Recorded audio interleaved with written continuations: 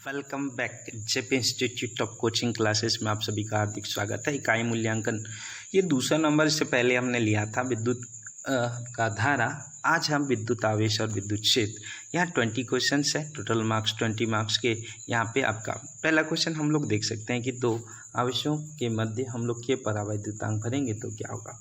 तो यहाँ पे जनरली क्या होता है, Q1 होता है, Q2 होता है। बल रेखाएं क्या होती हैं, अगर कोई माध्यम ना हो तो ज़्यादा गुजरती हैं और कोई माध्यम होता है तो कम हो जाता है। दैट मीन यहाँ पे क्या होता है, F डैश इक्वल्स टू 1 कितना हो जाता है, F बाई कितना होगा, K हो जाता है। तो जब F बाई यहाँ पे क्या होगा, K हो जाता है, तो F dash equals to F by यहाँ पे K होगा। तो K जब हो जाएगा तो इसका उल्टा हो जाएगा, ये बढ़ेगा तो ये घटेगा, ये घटेगा तो बढ़ेगा।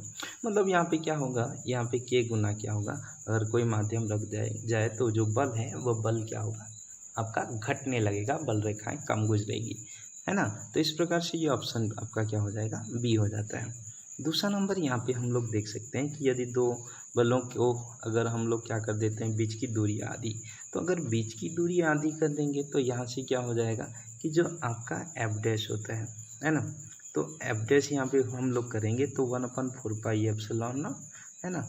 और यहाँ पे Q1 Q2 अपन कितना होगा, R/2 है। दूरी को आप उल्टा कर दीजिए, होल स्क्वायर होगा। जैसे यहाँ पे होल स्क्वायर होगा तो एफ डैश बराबर ये 2 दूनी 4 ऊपर होगा और ये 1/4 पाई एप्सिलॉन नॉट एफ होगा। दैट मीन यहाँ पे ये क्या हो जाएगा, जो पूर्व बल का कितना 4 गुना एफ डैश बराबर 4 इंटू कितना एफ, यहाँ पे आपका हो जाएगा।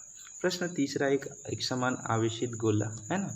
तो यहाँ पे एक समान अगर आवेशित गोला होता है, आवेशित गोला चाहे ये खोखला हो या फिर आपका ठोस हो, टोटल जो होता है वो उसके पृष्ठ पर हो जाता है। अंदर पर क्या होता है, किसी प्रकार का आवेश नहीं होता, मतलब अंदर उसका आवेश क्या होता है, 0 यहाँ पे होता है। तो ऑप्शन बढ़ता है घटता है, यहाँ समान होता है। तो यहाँ पे आपको यहाँ मिलेगा कि चौथा नंबर उसका जो सभी बिंदुओं पर उसके लिए क्या होता है, 0 होता है। तो इसके लिए आपका आंसर होगा वो आपका डी होगा कि अंदर जैसे जैसे हम लोग केंद्र की ओर जाएंगे तब यहाँ पे अंदर में क्या होगा, 0 होते जाएगा।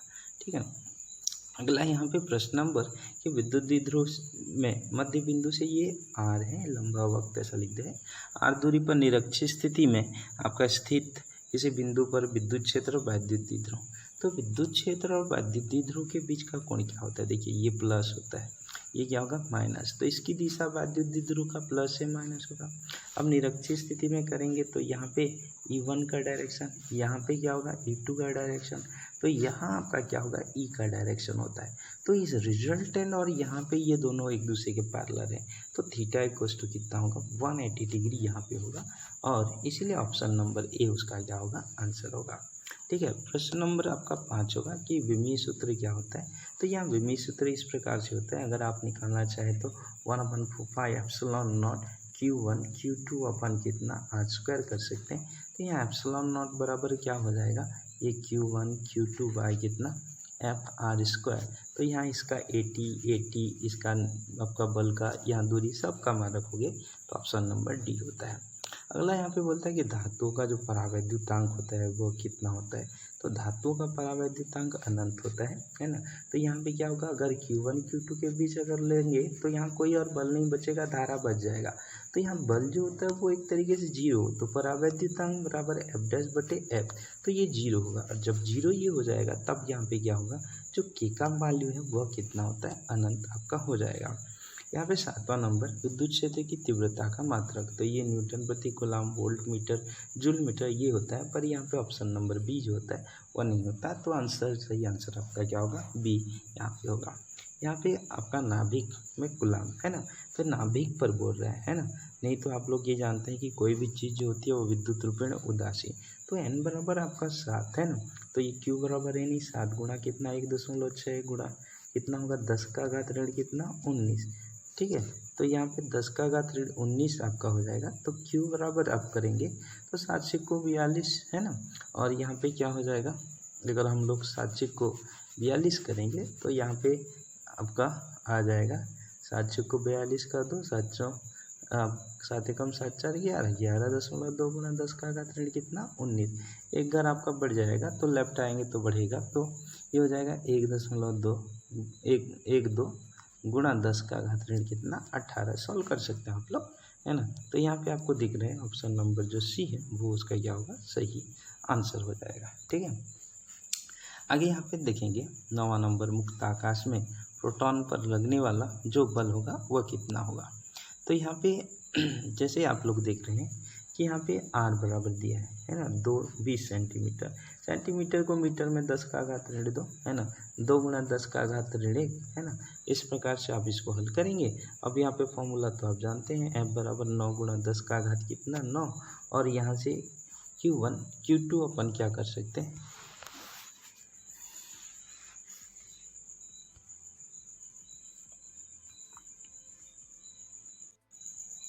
तो वहाँ पे आर स्क्वायर के बेस पर आपका क्या होगा, होने लगेगा।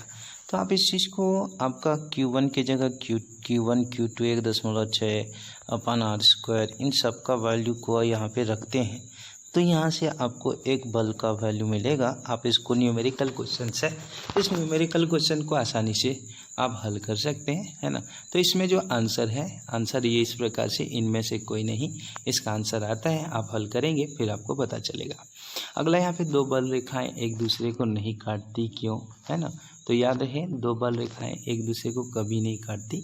इसका जो रीज़न होता है कि हम 2 स्पर्श रेखा खींचते हैं तो 2 दिशा होगा, अगर काटेंगी तो 2 स्पर्श रेखा होगा, और 2 स्पर्श रेखा होगा, और एक ही बिंदु के 2 दिशा नहीं होगा। एक्चुअली स्पर्श रेखा जो होती है उसकी दिशा को रिप्रेजेंट करती है, तो किसी भी पॉइंट का एक ही दिशा होगा। तो इसलिए आपका क्या होगा कि यहाँ पे दोनों में सेम होगा, है ना। 2 की संभव है लिखा है, संभव नहीं है, तो कंफ्यूज करने के लिए ये है। तो यहाँ बी नंबर ऑप्शन आपका क्या हो जाएगा, सही होगा। आगे आपका वैद्युत द्विध्रुव में स्थायी संतुलन, है ना। तो यहाँ पे स्थायी संतुलन आपका u बराबर यहाँ पे होगा -PE cos थीटा, है ना। तो -PE cos थीटा होगा, है ना। तब यहाँ पे थीटा बराबर जो स्थायी संतुलन होता है वो 0 डिग्री होता है, और जब 0 डिग्री होता है तो माइनस कितना होगा, PE सिस्टम आपका यहाँ पे होगा। तो 0 डिग्री में वह क्या होगा, वो क्षेत्र के समांतर क्या होता है, रह जाता है, और आसानी से वह स्थायी प्रकृति को प्राप्त करता है। 12 नंबर यहाँ पे आपका है ना, कि बोलता है 2 समतल चादरों पृष्ठ आवेश घनत्व बराबर किंतु विपरीत है ना। तो यहाँ पे जब भी आपका बराबर किंतु विपरीत होता है इस प्रकार से, ये आपका सिग्मा है और माइनस सिग्मा है। तो यहाँ पे जब हम लोग इसमें आपका बराबर किंतु विपरीत होगा तो यहाँ पे a माइनस बी होता है। तो एक्चुअली इसको जब हम हल करते हैं तो 2 सिग्मा बाई 2 एप्सिलॉन नॉट आता है, 2 कैंसिल होगा।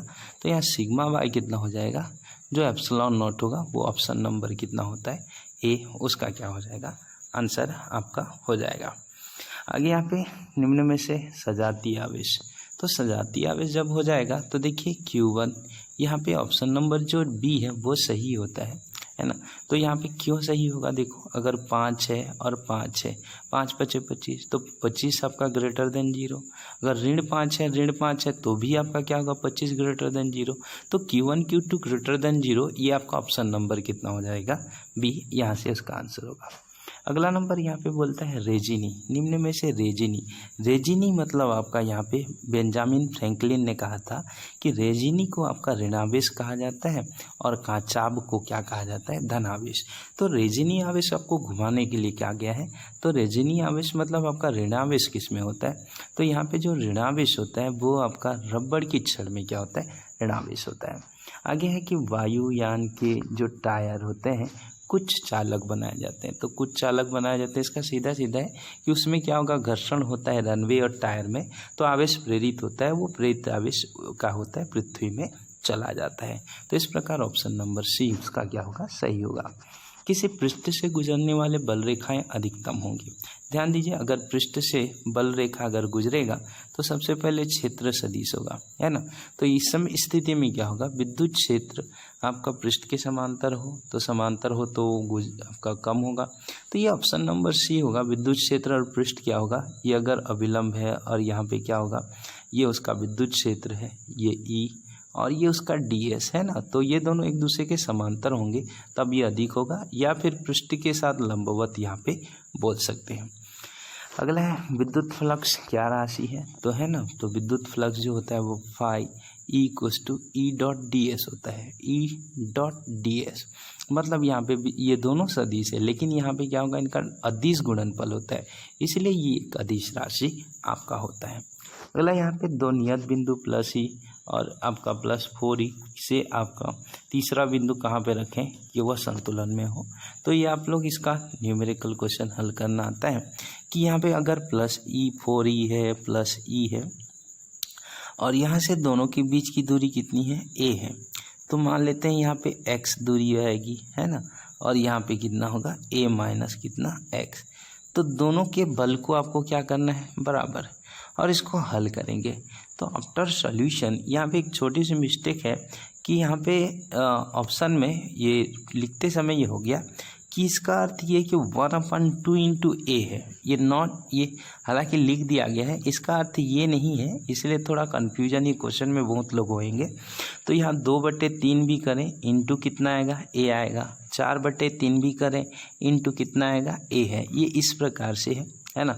तो यहाँ पे आप आंसर जब यहाँ पे करेंगे तो देखिए एक खास बात आपको यहाँ ध्यान रखना है, +e से अगर आप इसको +4e से करेंगे तो 2/3 ये दूरी आएगा, है ना, और +e से अगर रिप्रेजेंट करते हैं तो इसका ऑप्शन जो होगा ए होगा। तो यहाँ से जो फाइनली जो आंसर है वो ए 1/, कितना होगा 2 इंटू कितना होगा ए, या मेरे को एक्चुअली इसको a/2 लिखना चाहिए था।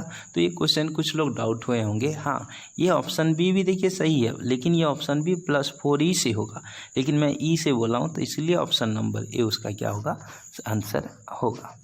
अब यहाँ से हम लोग क्या करते हैं आगे, यहाँ बोलता है कि एक प्रोटॉन के कारण निर्वात में 1 मीटर की दूरी पर विद्युत क्षेत्र होगा, है ना। तो विद्युत क्षेत्र यहाँ पे जब आप लोग निकालेंगे प्रोटॉन पर जो चार्जेस होता है विद्युत क्षेत्र ई इक्वल्स टू आपको निकालना है, और ई इक्वल्स टू आपका 1/4 पाई एप्सिलॉन नॉट, है ना, Q/ कितना r²। सारे के वैल्यू को आप निकालेंगे, है ना। तो सारे के वैल्यू को निकालेंगे तो यहाँ से आपका क्या हो जाएगा कि यहाँ पे आंसर आपका ऐसा आ सकता है 1.44 गुणा 10 का घात ऋण कितना 9, ऐसा आपको आंसर मिलेगा, है ना, जो कि इसका परिवर्तित रूप है ना। अगर मैं इस चीज़ को उधर खिसकाता हूँ तो एक राइट में कम होगा, तो 9 का जो कम होगा वह 10 होगा, तो ऑप्शन नंबर ए उसका क्या हो जाएगा, सही हो जाएगा। और अंत में लास्ट में आपका क्या होता है कि निम्न में से किसका मात्रक कूलाम प्रति न्यूटन मीटर स्क्वायर यहाँ पे जो होता है वो आपका होता है, यहाँ आप लोग करेंगे तो सिग्मा इक्वल्स टू यहाँ पे क्या होगा Q/A, तो कूलाम प्रति न्यूटन मीटर स्क्वायर, तो मीटर स्क्वायर है तो पृष्ठीय आवेश घनत्व। तो इस प्रकार से ये उसका आंसर है ना। किसी प्रकार का आपको डाउट हो, संदेह हो तो आप हमें संपर्क कर सकते हैं। आशा करते हैं आपको वीडियो समझ में आया होगा। जिन चीज़ों को आपको समझ में ना आया एक बार आप बना करके देखिए, है ना, आसानी से आपको समझ में आएगा। धन्यवाद।